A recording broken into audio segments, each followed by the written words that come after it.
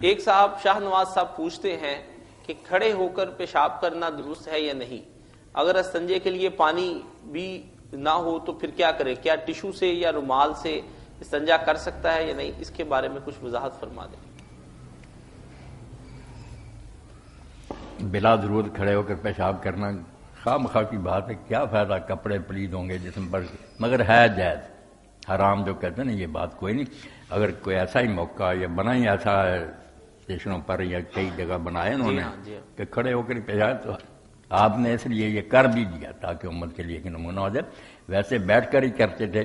ایک موقع پر حضرت حذیفہ کہتے ہم ساتھ تھے، آپ مدینہ شریف گئے، باہر کے جو گندگی کے ڈھیر تھے نا پھر ہمیں کہا دوسرے طرح منہ کر لو، آپ نے کھڑے ہو کر پیشاب کیا۔